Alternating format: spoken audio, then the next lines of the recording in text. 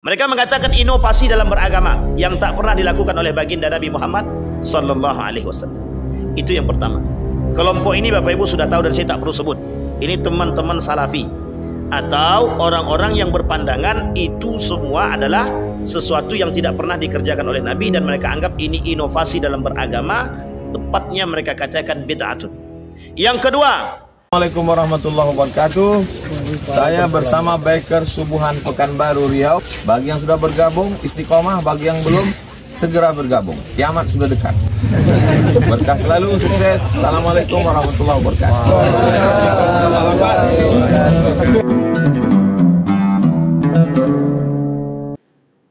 Kita mencoba mengkaji sedikit dari sekian banyak pendapat tentang histori. Histori itu bahasa Inggris.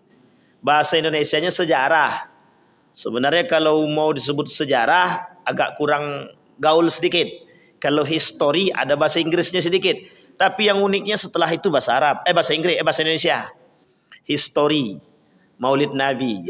Harusnya memang begitulah keadaannya. Nah, kita akan coba angkat Bapak Ibu. Yang menjadi permasalahan kita adalah, yang menambah pekerjaan kita adalah ketika ditambah di belakangnya di Nusantara. Nah, itu menambah pekerjaan. Karena kita harus mencari referensi-referensi yang cukup dan termasuk referensi-referensi yang valid yang bisa kita pertanggungjawabkan. Sehingga Bapak Ibu sekalian yang berbahagia, memang ada baiknya kita mempelajari satu sejarah untuk mengetahui mengapa dan apa landasannya dan apa alasannya. Ini penting Bapak Ibu. Karena sejauh ini saya sangat yakin dan seyakin-yakinnya bisa kita keliling beberapa masjid, tidak usah masjid di Indonesia ini yang berbicara tentang sejarah maulid itu tidak banyak. Mesti mereka berbicara pada aspek-aspek yang lain. Sehingga kalau berbicara tentang maulidir rasul, maulid atau maulidir rasul itu sudah menjadi sebuah kesepakatan. Maka malam hari ini saya akan ambil poin-poin utama yang akan kita coba angkat. Poin yang pertama, kesepakatan para ulama tentang maulidir rasul. Itu yang paling penting terlebih dahulu karena kita harus ambil poinnya.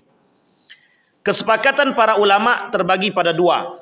Dan jumhur ulama mengatakan dua ini masyhur dalam pandangan para ulama tentang maulidir rasul. Maulidir rasul itu bukan maulud, tapi maulid. Dia maulid sama maulud berbeda. Maulidin Nabi, kelahiran Nabi. Maulud atau mauludur rasul, perayaan kelahiran Nabi. Ini agak berbeda, konteksnya berbeda. Maka kesepakatan para ulama pada dua. Dalam tarikh, dalam sejarah, baik tarikh Ibnu Hisham, Ar-Rahiq Al-Makhtub, dalam Syiarul Alam An-Nubala misalkan, atau dalam sejarah yang lain, Haikal Hasan. Haikal Hasan ini bukan Haikal yang lain ya, tapi ini Haikal Hasan. Menuliskan buku tentang sejarah baginda Nabi Muhammad sallallahu alaihi wasallam. Syekh Ramadan Al-Buti dalam fikih sirah. Jadi saya sebutkan 5 referensi. Yang pertama dalam Haikal Hasan. Yang kedua dalam Syekh Ramadan Al-Buti.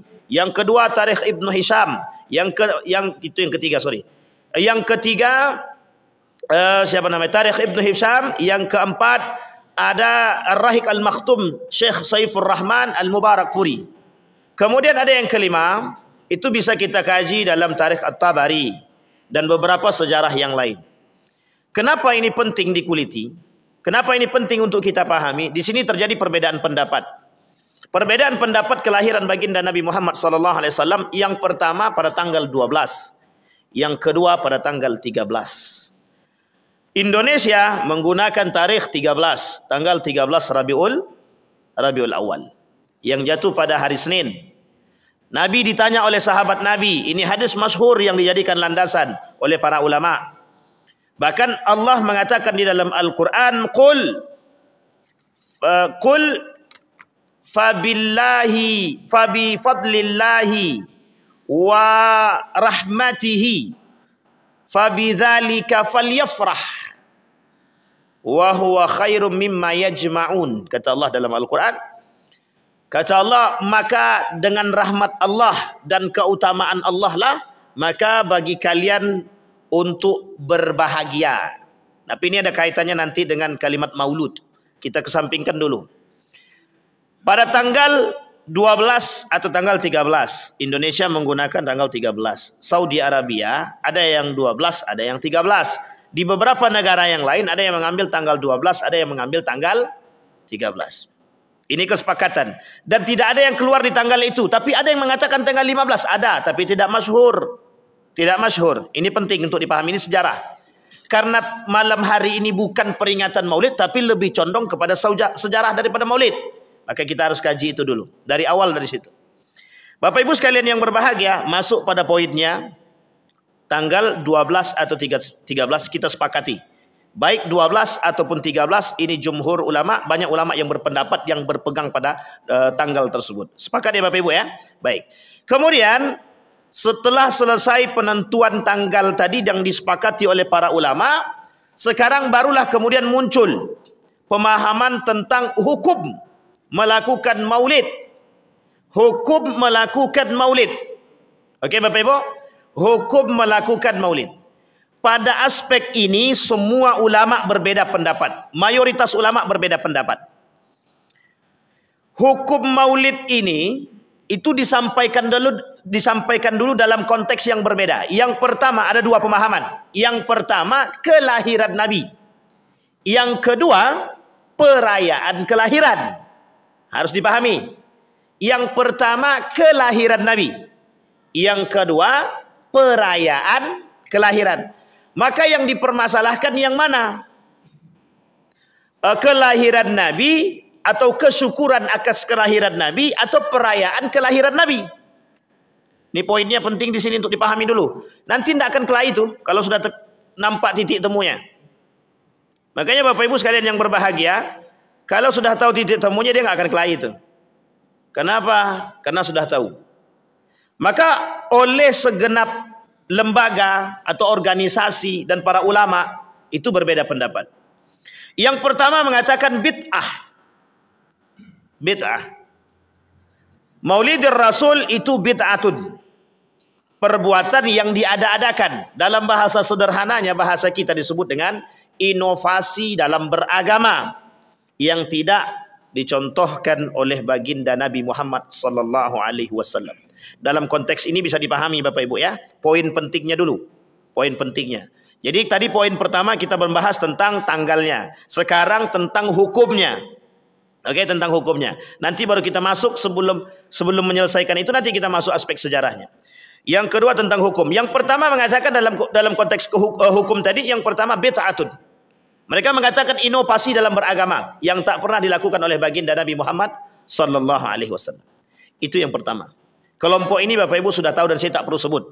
Ini teman-teman salafi atau orang-orang yang berpandangan itu semua adalah sesuatu yang tidak pernah dikerjakan oleh Nabi dan mereka anggap ini inovasi dalam beragama, tepatnya mereka katakan bid'atun. Yang kedua, dalam pandangan Muhammadiyah, sebenarnya saya tidak mengambil pandangan Muhammadiyah, tapi salah seorang tokoh daripada Muhammadiyah, Profesor Dr. Haji Yunhar Ilyas, ketika saya bertanya langsung kepada beliau, apa pendapat Prof terhadap ini kebetulan ulama daripada Muhammadiyah. Saya tanya apa pendapat Muhammadiyah atau Prof sendiri terkait Maulidin Nabi, perayaan Maulid Nabi. Beliau mengatakan ini adalah tradisi. Tradisi kalau dikaji dalam konteks ketradisian, tradisi yang tak keluar daripada, yang tidak keluar daripada jalur syariat Islam, yang tidak bertentangan dari syariat Islam, ulama mengatakan mubahun. Sampai di sini paham Bapak Ibu? Ulama mengatakan jalurnya kalau seandainya ini tradisi dalam pandangan, mohon maaf, Profesor Dr. Haji Yunhar Ilyas mengatakan almarhum itu, ini adalah tradisi, maka bisa dikatakan tradisi itu tergantung, hukumnya tergantung. Kalau tradisi itu tidak keluar daripada jalur syariat, tidak bertentangan dengan agama, maka hukumnya mubah. Tapi bisa menjadi sunnah, bisa menjadi sunnah jika memang perbuatan itu sangat condong dan sangat bermanfaat, bisa mendatangkan kecintaan. Itu bisa menjadi sunnah. Maka dalam pandangan, mohon maaf teman-teman Nahdliyin, itu beranggapan bahwa Maulidin Nabi sunnatun. Bukan hanya sekedar tradisi, tapi sunnah. Nomor 3 tadi, Nah, kita ambil 3 ini saja, tidak usah terlalu banyak karena ini representasi dari sekian banyak para ulama. Representasinya cukup 3 tadi. Yang pertama mengatakan bid'ah, yang kedua mengatakan mubah, yang ketiga bisa mengatakan sunnah. Kenapa kok dikatakan sunnah? Karena memang itu mengajak untuk cinta kepada Nabi. Tapi ada yang keempat yang mengatakan haram jika perbuatan-perbuatan dalam tradisi Maulidin Nabi atau Maulid Rasulullah sallallahu alaihi wasallam tadi bernuansa kemaksiatan dan menentang Allah dan juga melakukan kesyirikan. Itu haram untuk dilakukan. Konteks sampai di sini sudah paham Bapak Ibu? Baik, ini hukum. Kenapa saya mengambil 4 ini? Ini representasi. Kalau dikaji dalam hukum yang sesungguhnya, Bapak Ibu, mohon maaf tak selesai waktu kita. Nah, kita nanti tak sampai, protes pula Pak Yani nanti kan. Tak sampai nanti pada sejarah dia tadi. Nah, sekarang kita masuk pada sejarah dulu Bapak Ibu. Sekarang pertanyaannya, yang mau kita kaji ini maulid atau maulud? Historinya, sejarahnya. Kita mengkaji kesyukuran terhadap kelahiran. Itu tidak ada salah. Kesyukuran terhadap, rasa syukur terhadap kelahiran tidak ada salah. Maka kalimat maulid itu kelahiran. Maka orang yang ingin mengingat maulid, mengingat kelahiran Nabi, salah kah? Tak salah. Salahkah orang yang ingin mengingat kelahiran Nabi? Tak salah. Kemudian poin yang kedua, ada poin pada nomor 2 namanya maulud. Sekarang kita sebut ada orang-orang yang ingin melakukan perayaan kelahiran baginda Nabi Muhammad sallallahu alaihi wasallam yang hukumnya kita sudah sampaikan tadi di awal dengan 4 hukum tadi. Nah, maka Bapak Ibu pandai-pandai menentukan kegiatan-kegiatan keagamaan sehingga biar tahu jalur dia. Baik, sekarang kita masuk aspek sejarah. Dalam aspek sejarah saya sampaikan Profesor Dr. Quraish Shihab. Wah, ini mesti nih. Waktu Syiah itu referensinya. Tenang. Ini belum selesai. Profesor Dr. Quraish Shihab mengatakan dalam pandangan beliau, dan Quraish Shihab mengatakan dalam tafsir dia mentafsirkan salah satu ayat di dalam Al-Quran. Wasalamun alayya yauma wulidtu wa yauma amutu wa yauma ab'asu hayya. Ini adalah ayat yang berbicara tentang rasa syukurnya Nabi Isa atas kelahiran dia, yauma amut, kematian dia, kemudian yauma ub'as, dibangkitkan. Sampai di sini paham Bapak Ibu? Nabi Isa alaihissalam melakukan kesyukuran terhadap kelahiran dia. Sehingga kemudian kita ambil poin yang kedua. Adakah orang yang lahir, yang berbahagia dengan kelahiran Nabi selain daripada umat muslim? Adakah orang yang berbahagia dengan kelahiran Nabi selain daripada umat muslim? Ini sejarah. Harus tahu. Ada. Siapa dia? Siapa Pak? Abu Lahab. Abu Lahab itu orang yang pertama sekali berbahagia dengan kelahiran baginda Nabi Muhammad SAW. Pertanyaannya, orang kafir, dan dia memang belum tahu akan kekafiran keponakan dia. Orang yang berbahagia sebelum orang Islam atau sebelum baginda Nabi dilahirkan, yang sangat menunggu kedatangan baginda Nabi Muhammad SAW atau kelahiran baginda Nabi, Abu Lahab. Apa bentuk kesyukuran dia? Bentuk kesyukuran yang dilakukan oleh Abu Lahab adalah memerdekakan Suwaibah, budak daripada Abu Lahab, yang selama itu diperintahkan oleh Abu Lahab untuk menjadi penjaga Siti Aminah yang ketika itu sedang mengandung anak yang dinanti-nanti oleh alam, yang dinanti-nanti oleh dunia. Siapa dia nama? Nabi Muhammad sallallahu alaihi wasallam. Nabi Ibrahim datang dalam mimpi ru'yah sadiqah Nabi Yusuf alaihi salam ketika berada di dalam sumur. Apa yang terjadi dengan Nabi Yusuf? Didatangi Nabi Ibrahim. Nabi Ibrahim kata kepada Nabi Yusuf, akan datang Nabi terakhir yang bernama Ahmad. Ini dalam sejarah. Ahmad itu siapa? Ahmad itu nama lain daripada baginda Nabi Muhammad sallallahu alaihi wasallam. Di dalam Al-Quran nama Nabi Muhammad ada dua. Satu Ahmad, yang kedua Muhammad. Sampai di sini paham Bapak Ibu? Ini sejarah. Berarti Bapak Ibu sekalian yang berbahagia, Abu Lahab itu sangat senang, berbahagia dengan kelahiran baginda Nabi Muhammad sallallahu alaihi wasallam. Artinya Abu Lahab saja mempresentasikan, mengekspresikan kebahagiaan dia dengan kelahiran baginda Nabi. Pertanyaannya adalah, apakah orang muslim tak berhak membahagiakan diri dia dengan kelahiran orang yang dicintai dia? Ini pertanyaan. Nah, ini belum masuk sejarah. Tenang. Ini baru sejarah awal sekali. Nabi baru lahir tuh. Kan tak mungkin kita tunggu dia mati.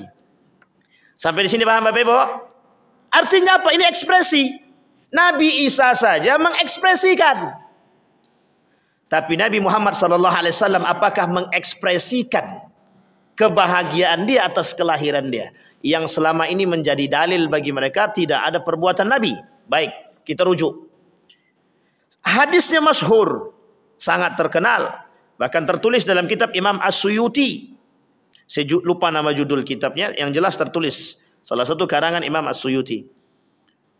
Bahkan di dalam hadis Nabi, ketika seorang sahabat bertanya kepada Nabi, mengapa engkau puasa di hari Senin? Mengapa engkau berpuasa di hari Senin?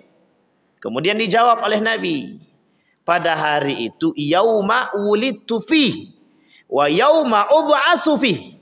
Di hari itu aku dilahirkan dan di hari itu aku dibangkitkan. Sampai di sini paham Bapak Ibu? Artinya apa? Nabi oleh para ulama berpendapat, terkhusus pada ulama hadis, berpendapat itu adalah representasi. Representasi itu bahasa lainnya adalah mengekspresikan, atau Nabi melakukan, Nabi mensyukuri kelahiran dia setiap pekan pada hari Senin. Nanti kita ambil poinnya. Pada hari Senin. Mensyukuri, bukan memperingati, tapi mensyukuri. Nanti apakah ada kaitannya mensyukuri dengan memperingati? Nanti kita coba jabarkan. Dah Bapak Ibu ya. Nabi mensyukuri kelahiran dia di hari Senin dengan berpuasa. Jadi Bapak Ibu, Bapak Ibu lahir di hari apa? Wah, aku lahir hari Sabtu. Puasalah setiap pekan. Itu kalau pengen mensyukuri kelahiran. Kalau pengen mengikuti baginda Nabi Muhammad sallallahu alaihi wasallam. Sampai di sini paham Bapak Ibu? Sekarang pertanyaannya adalah, apakah itu bentuk peringatan atau itu bentuk kesyukuran? Oleh para ulama dikatakan, orang yang mensyukuri kelahiran dia sama saja dia sedang memperingati kelahiran dia. Sampai di sini paham Bapak Ibu? Berarti hukum ulang tahun boleh. Ini lain cerita. Maka makna maulud dan makna maulid tidak bisa diterjemahkan dalam arti ulang tahun. Sampai di sini paham Bapak Ibu? Tak bisa diartikan ulang tahun. Ulang tahun itu tradisi dia panjang. Dan tradisi ulang tahun ini dibawa oleh Barat Eropa. Dan ini dibawa oleh kaum-kaum Nasrani yang memang, mohon maaf, mencampur adukkan unsur keagamaan dengan unsur seperti ini. Sehingga mohon maaf, secara sejarah itu tidak bisa disatukan antara maulid dengan ulang tahun. Ulang tahun itu apa? Mengulang tahun. Dan ini maulid, kelahiran. Sehingga yang dipermasalahkan sebenarnya melakukan ulang tahun Nabi atau memperingati ulang tahun Nabi. Pada konteks inilah orang berbeda pendapat. Sesungguhnya tidak ada namanya mengulang atau memperingati ulang tahun Nabi. Ini sejarah. Baik. Kemudian kita masuk. Kita masuk urut dari masa Isa sudah, kemudian Abu Lahab sudah, Nabi sudah. Nabi sendiri berpuasa di hari Senin. Oleh para ulama, sebagian ulama menjadikan hadis ini dalil untuk memperingati hari kelahiran baginda Nabi Muhammad sallallahu alaihi wasallam.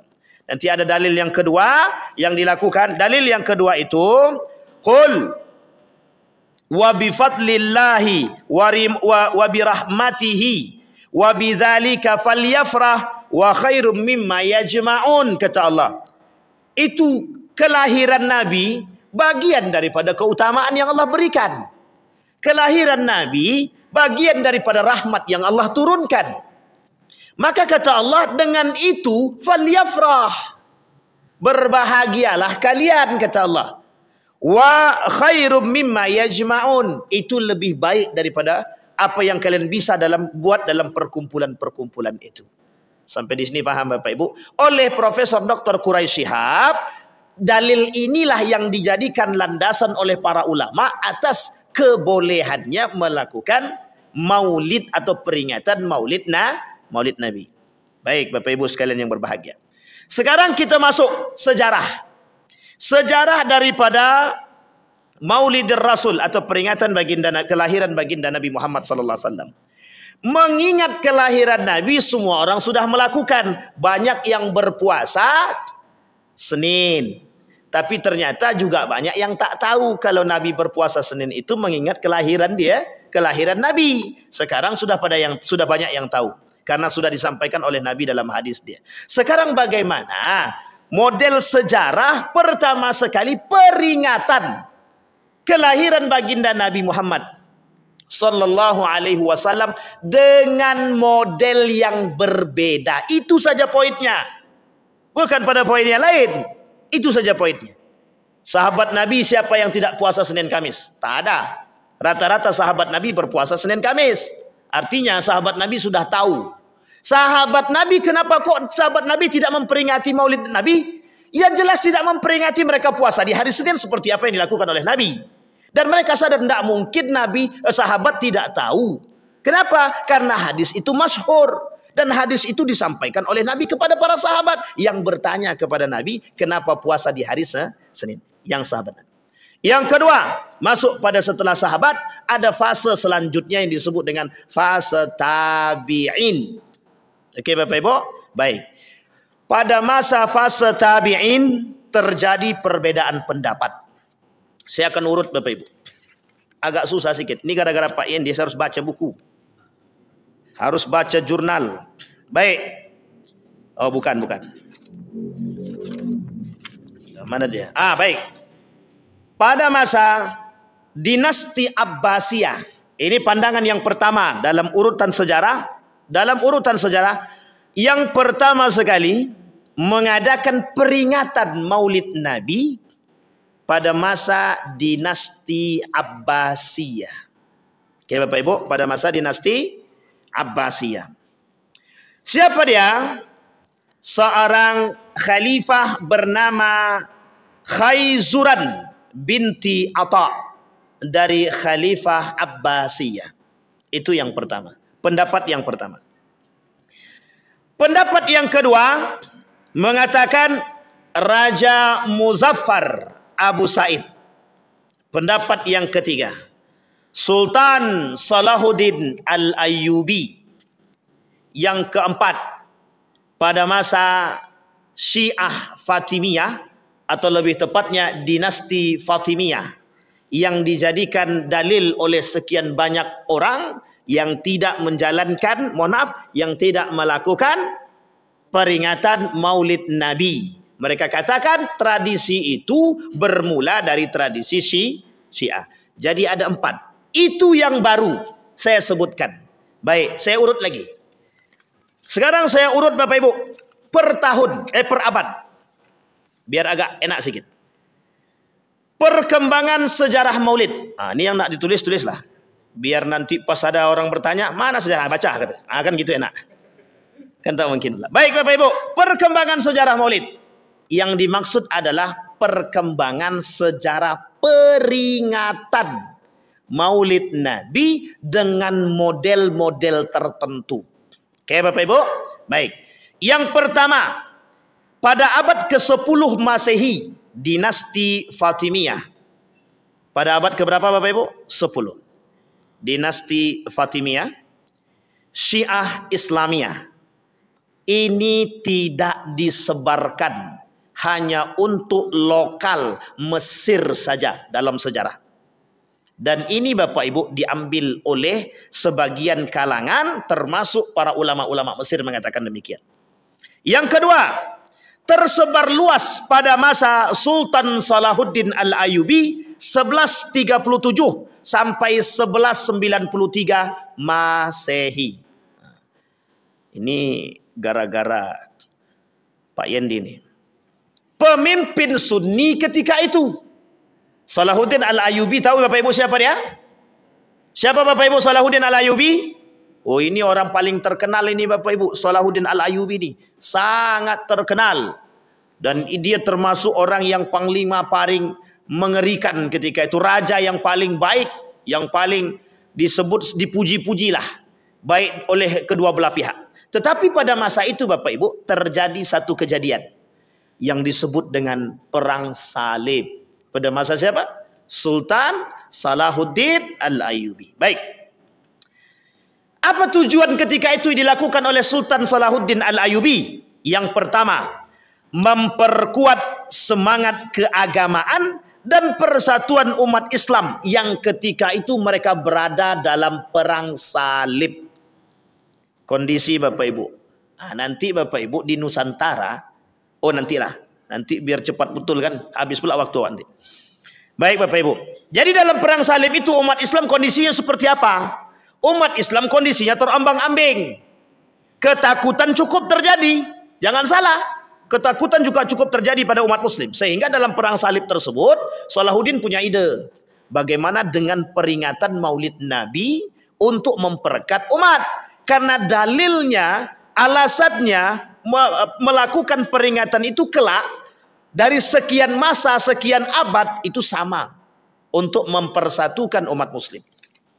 Yang kedua, kata Salahuddin Al-Ayyubi, inspirasi dan motivasi dalam mengenang teladan dan keberanian baginda Nabi Muhammad sallallahu alaihi wasallam.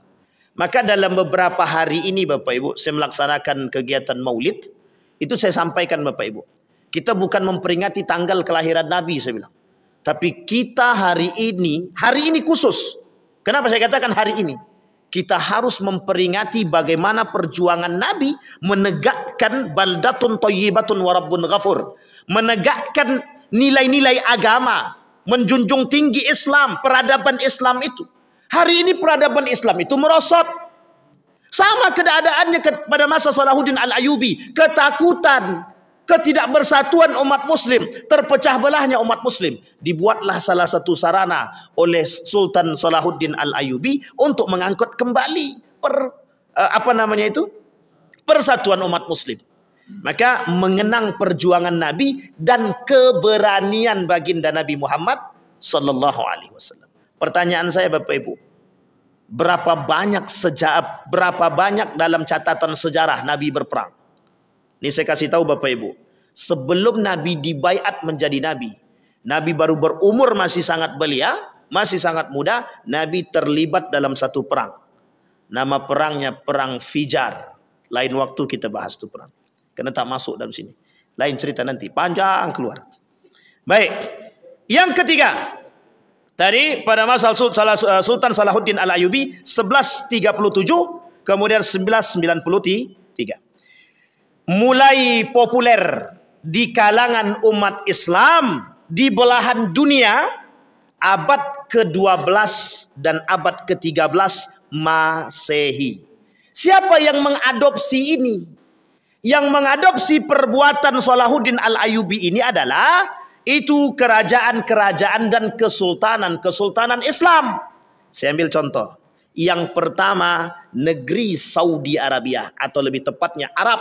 Bukan hanya Saudi Arabia saja, tapi Arab. Dulu Bapak Ibu, Saudi Arabia memperingati Maulid Nabi. Saya kata, kok bisa Ustaz? Ya, pernah saya tanya, pernah. Dan saya juga pernah tahu itu Bapak Ibu. Saya tanya sama guru saya waktu di Mekah itu, pernah enggak di Mekah ini terjadi peringatan Maulid Nabi? Oh pernah, sebelum berubah mazhab. Ketika mazhabnya Imam Syafi'i itu dilakukan. Pada masa Imam Abu Hanifah kalau saya tak salah juga dilakukan. Artinya apa Bapak Ibu? Ada indikasi tersebut melakukan peringatan Maulid Nabi. Tapi tenang Bapak Ibu, Abdurrahman As-Sudais sudah melakukan ceramah di Masjidil Haram untuk memperingati Maulid Rasul, kelahiran baginda Nabi Muhammad sallallahu alaihi wasallam. Salah ke tak salah boleh lihat di Facebook saya, sudah ada video yang tersebar dalam bahasa Arab itu. Kalau Bapak Ibu mau cek, ceklah. Yang kedua Afrika Utara. Afrika Utara. Kemudian yang ketiga Asia Tenggara. Dalam sejarah ternyata sebenarnya bukan hanya 3 saja. Beberapa kerajaan-kerajaan Islam yang lain sudah mengadopsi itu. Baik Bapak Ibu sekalian yang berbahagia. Sekarang kita masuk poinnya Bapak Ibu.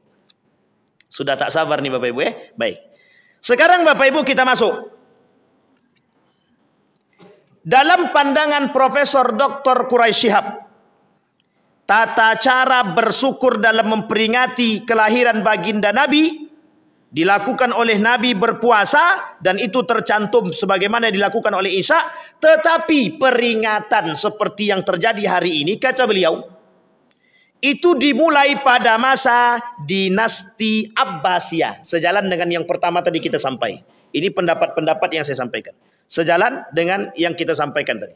Tapi kata beliau, berbeda orang. Kalau dinasti Abbasiyah yang tadi, itu siapa namanya? Siapa Bapak Ibu namanya? Yang tadi kita sampai di awal? Lupa Ustaz. Oke, Khaizuran. Tapi kalau yang menurut pandangan Profesor Dr. Quraisy Shihab, dalam pandangan beliau, itu bukan Khaizuran, tapi Al-Hakim Billah. Siapa nama Bapak Ibu? Al-Hakim Billah. Pemerintah Al-Hakim Billah melakukan peringatan Maulid Nabi dengan cara, ini dia Bapak Ibu, keluar bersama permaisuri dia. Kemana dia keluar bersama permaisuri dia? Bukan keluar kemana-mana, keluar bersama permaisurinya menuju masyarakatnya untuk mengadakan peringatan Maulid Nabi dengan cara, ini di Mesir ketika itu, dengan cara membuat makanan atau yang disebut dengan boneka-boneka manisan. Atau manisan-manisan itu yang digambar-gambarkan boneka, dibuat seperti boneka, dan mereka akan makan bersama. Kebiasaan itu, tradisi itu disebut dengan Arasil Maulid di Mesir ketika itu. Jadi sebenarnya kalau kita mau merujuk, bisa jadi dinasti Fatimiyah mengadopsi itu, bisa jadi. Sampai di sini paham Bapak Ibu? Baik. Sekarang kita masuk poinnya Bapak Ibu. Poinnya. Dalam beberapa literatur Bapak Ibu, saya sudah mencari Bapak Ibu. Ini termasuk menyakitkan bagi saya. Karena memang literatur-literatur tentang Nusantara itu tidak banyak yang menuliskan sebenarnya. Yang menuliskan tentang masuknya sistem masuknya peringatan, model-model peringatan Maulid Nabi ini ke Nusantara itu sebenarnya tidak banyak yang menulis. Tetapi ada beberapa literatur dalam jurnal dan beberapa buku yang saya ambil terkhusus pada munculnya yang disebut dengan Wali Songo. Tapi sebelum kedatangan Wali Songo itu di Nusantara terjadi. Nah, ini Bapak Ibu yang ingin saya angkat. Terjadi ketika itu di Nusantara perubahan, kalau dalam bahasa lainnya itu perubahan budaya, tradisi-tradisi. Yang ketika itu tradisi-tradisi dia lebih pada mengadopsi kepada agama Buddha dan Hindu. Dan ketika itu ada salah seorang raja yang menolak untuk menegakkan Islam. Dan raja tersebut juga menolak akan masuknya Islam. Sehingga Wali Songo berpikir bagaimana cara memasukkan nilai-nilai agama dan keislaman ini ke dalam di tanah Jawa. Maka dilakukanlah oleh para ulama. Wali Songo itu masuk pada yang pertama seni, yang kedua budaya, yang ketiga peringatan Maulid Nabi. Karena yang ketika itu yang bisa mengadopsi dia. Tetapi dengan gaya yang berbeda. Gaya yang berbeda yang seperti apa maksudnya? Gaya yang berbeda itu mereka lakukan dengan model syahadatin yang hari ini disebut dengan skatenan. Tahu Bapak Ibu skatenan? Skatenan itu tradisi Maulid Nabi dengan bersyahadat. Jadi ketika ada kegiatan-kegiatan syahadatin ini, orang senang dan datang dalam tradisi budaya. Dicampurlah tradisi budaya itu untuk memperingati Maulid Nabi. Nah, di situ dimasukkan nilai-nilai Islam, dan ketika orang mengetahui nilai Islam, disitulah ada orang-orang yang bersyahadat. Singkat cerita Bapak Ibu, makanya muncul di tanah Jawa itu ada yang disebut dengan Arab maklum, bukan. Islam abangan. Atau Islam apa lagi namanya? Islam kejawen. Mereka Islam secara lisan, tapi mereka tak sholat. Tapi sebenarnya itu merujuk kepada sejarah tadi. Yang penting ketika itu mereka berislam dulu. Mau mereka menerima dulu. Sehingga Bapak Ibu tak salah. Ketika salah seorang murid daripada Sunan Kalijaga, ketika Sunan Kalijaga mengajak murid dia mencuri rumah para konglomerat, diambil oleh Sunan Kalijaga harta dia, kemudian dibagikan kepada orang-orang fakir miskin yang membutuhkan. Terkhusus ketika itu konglomeratnya Belanda. Kemudian apa yang dilakukan? Bertanyalah murid daripada Sunan Kalijaga kepada Sunan Kalijaga, apakah Islam mengajarkan seperti ini? Kata Sunan Kalijaga, tidak. Kelak akan muncul golongan-golongan yang akan membenarkan atau memperbaiki perbuatan-perbuatan yang salah. Bapak Ibu tidak bisa salahkan ketika itu Sunan Kalijaga. Itu kondisi ketika itu Bapak Ibu. Dan tidak bisa. Tidak bisa kita menyalahkan begitu saja, tak bisa. Itu kondisi. Karena ketika itu orang tidak akan menerima Islam dengan gaya-gaya yang mohon maaf pragmatis. Kita ambil contoh. Di Makkatul Mukarramah. Kenapa ketika itu tidak diharamkan ketika di Mekah, tidak diharamkan zina? Kenapa tidak diharamkan khamar? Kenapa tidak diharamkan riba? Dan lain sebagainya. Tradisi-tradisi jahiliyah tidak diharamkan. Yang dilakukan oleh Nabi ketika di Mekah cuma satu. Bagaimana merubah patung-patung itu menjadi Tuhannya Allah. Artinya apa? Mereka tidak lagi menyembah patung, tapi mereka menyembah Allah. Itu yang dilakukan oleh Nabi. Sehingga mohon maaf karakter masyarakat Mekah ketika itu menolak sedemikian rupa apa yang dilakukan oleh baginda Nabi Muhammad SAW. Makanya karakter orang Mekah terkenal dengan keras. Kalau di Mekah itu sebutannya haram, haram, haram gitu. Betul Pak Imam ya? Tapi kalau di Madinah tidak. Orang sudah mendengar Islam dan bahasa lainnya sudah lebih berakal lah kan begitu. Lebih beradab. Sebenarnya nggak begitu juga ya, tapi kan mereka juga nggak paham bahasa Indonesia, jadi aman aja lah sedikit. Jadi Bapak Ibu, ketika di Madinah itu lain cerita. Orang Madinah, orang Yasrib sudah mengenal Islam. Nabi datang ke Madinah, orang tidak lagi bersyahadat, tapi karena orang sudah pada masuk Islam, sudah mendengar Islam. Yang dilakukan oleh Nabi adalah ketika sampai di Madinah, turunlah ayat-ayat tentang apa? Tentang hukum riba, zina, kemudian nikah beda agama, kemudian zina, khamar, keharaman khamar dan lain sebagainya. Itu semua turunnya di mana? Turunnya di Madinah. Kenapa kok turunnya di situ? Masyarakatnya sudah beragama, masyarakatnya sudah percaya kepada Allah. Hanya saja pendekatan yang dilakukan oleh Nabi menggunakan pendekatan persuasif. Apa maksudnya? Nabi mendekat kepada masyarakat tadi. Disampaikan kepada Nabi. Karena kalian sudah berislam. Di dalam Islam ada aturan. Apa itu aturannya Nabi? Disampaikan turun ayat Al-Quran. Sesungguhnya khamar itu tidak baik. Tidak baik untuk kesehatan. Tidak baik. Kalian boleh, kata Nabi begini. Jangan kalian dekati solat kalau kalian sedang mabuk. La taqrabus shalah wa antum sukara. Tak disebutkan langsung haram, tak disebutkan. Itu ayat pertama turun itu. Maksudnya tentang khamar. Setelah itu Bapak Ibu sekalian yang berbahagia, selesai pengucapan itu, turun ayat selanjutnya. Sesungguhnya khamar itu perbuatan setan, kata dia. Kan kalau sudah kencang begitu kan lain cerita. Akhirnya apa? Muncul tahapan ketiga, pengharaman khamar. Berarti berapa kali tahapan dia? 3. Riba berapa kali? 3. Zina begitu juga, meskipun tidak 3. Tapi ayat yang pertama kali turun tentang zina itu, apa kata Allah di dalam Al-Quran? Orang-orang yang berzina, baik laki-laki perempuan yang muda. Disebutin satu-satu. Artinya apa? Karakternya muda. Yang berzina, mereka-mereka dirajam. Tapi kemudian begitu juga pada ayat selanjutnya tentang orang tua. Yang kelak ayat ini dihapus karena sudah ada ayat yang umum tentang pengharaman zina. Asy-syaikhu was-syaikhatu iza zanaya fajlidu kulla wahidin minhuma mi'ata jaldah. 100 kali cambukan. Tapi kemudian ayat yang terakhir saya bacakan tadi dihapus. Ayatnya dihapus, maknanya tetap. Karena apa? Karena sudah ada ayat yang lain. Az-zani waz-zaniyatu fajlidu kulla wahidin minhuma mi'ata jaldah.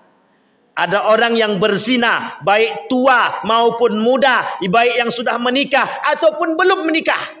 Kalau dia berzina, maksudnya ini yang sudah menikah ini kalau selingkuh, tapi tidak nikah 2. Selingkuh dia misal, maka fajlidu kulla wahidin minhuma mi'ata jaldah. Ini turun, Pak. Dan Islam datang ke Madinah itu tidak sembarangan. Akhirnya apa? Nabi tidak langsung mengharamkan sesuatu. Sama ketika kejadian itu dilakukan atau dilakukan oleh para wali songo. Tidak bisa. Ketika mereka langsung menyebarkan Islam kemudian mengatakan ini haram, ini halal. Tidak bisa. Maka tertolak. Seperti yang dilakukan oleh Fadlan Uqbah. Ustadz Fadlan Gramatan. Itu jelas. Dia tak langsung katakan itu haram. Dia tak langsung dia katakan itu Tuhan itu salah. Tapi dia ajak orang ke kamar ke sungai. Kemudian mereka mandi dengan sabun. Tahu orang kelembutan itu. Maka Bapak Ibu sekalian yang berbahagia, mengajak orang itu penuh dengan kelembutan dan kesabaran. Mengajak orang. Tapi kalau sudah masuk Islam dah tahu dia, tapi tetap dia mohon maaf melakukan kemungkaran, perlu juga kadang-kadang kita keras sedikit-sedikit. Tahu itu haram tapi masih dibuat, itu muskilah bagi kita tuh.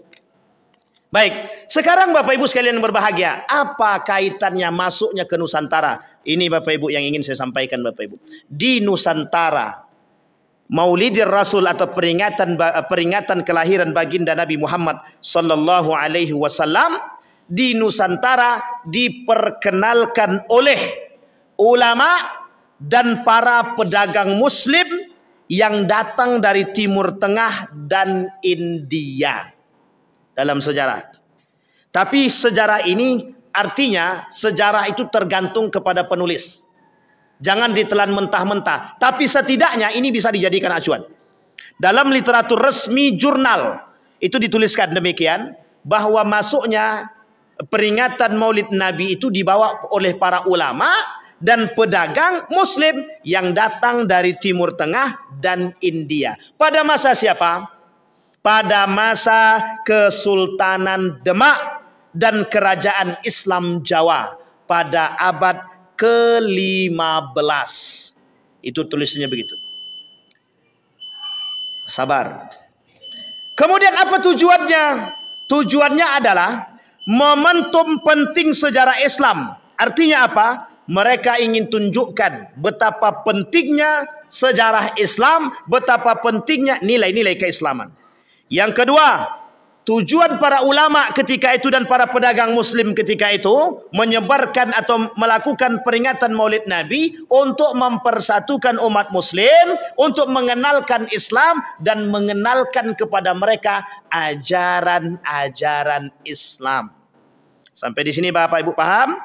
Apa bentuk tradisi yang dilakukan oleh mereka?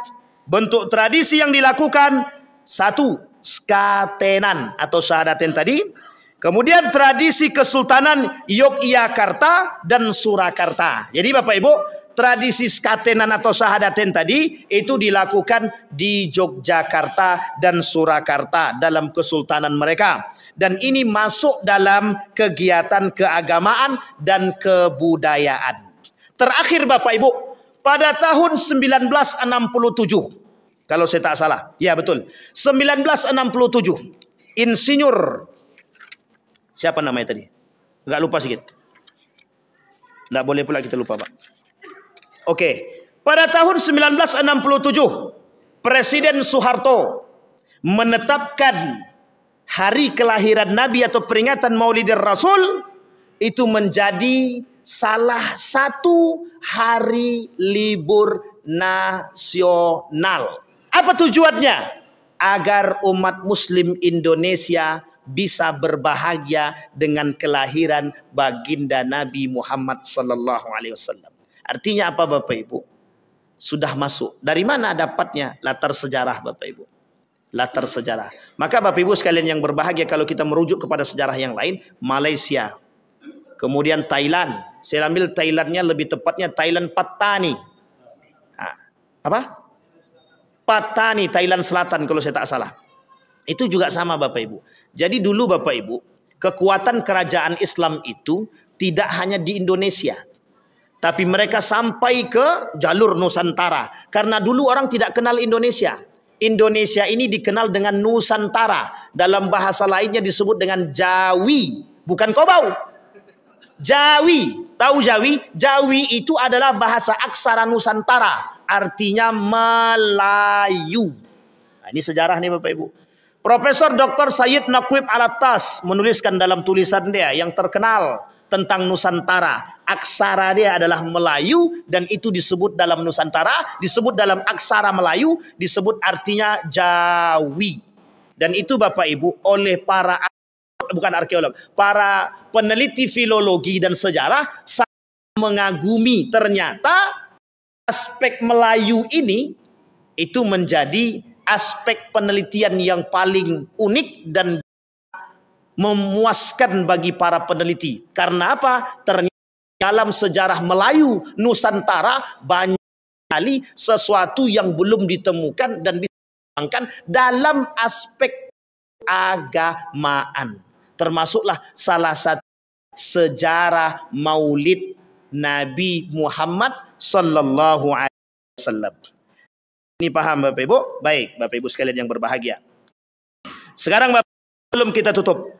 Pada abad ke-14, 1404, Wali Songo melihat pengorbanan yang dilakukan oleh Raja Hindu dan Raja Hindu di Jawa ketika itu tengah melakukan perbuatan melanggar aturan Islam.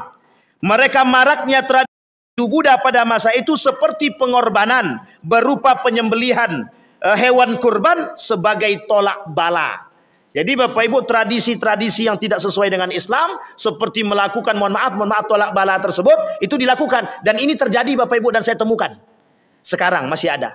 Jadi dicari kerbau tadi, Jawi tadi, kobau tadi, itu Jawi tadi itu dibunuh, disembelih dalam rangka menolak bala. Artinya apa? Diberikanlah darah ini kepada tempat tersebut, jangan sampai nanti bala datang atau apapun penyakit datang dan lain sebagainya. Sehingga negara tersebut atau kampung tersebut sejahtera dan lain sebagainya. Oh begitu. Dan itu tradisi. Oleh Wali Songo mereka datang, kemudian mereka buat satu kegiatan yang sangat memungkinkan ketika itu, peringatan Maulid Nabi Muhammad sallallahu alaihi wasallam. Dari sekian banyak yang saya paparkan Bapak Ibu, siapa yang mau mengambil kesimpulan? Mesti bingung mau menyimpulkan bagaimana. Setidaknya Bapak Ibu, secara sejarah perkembangan Maulid Nabi tadi itu berbagai macam, ragam.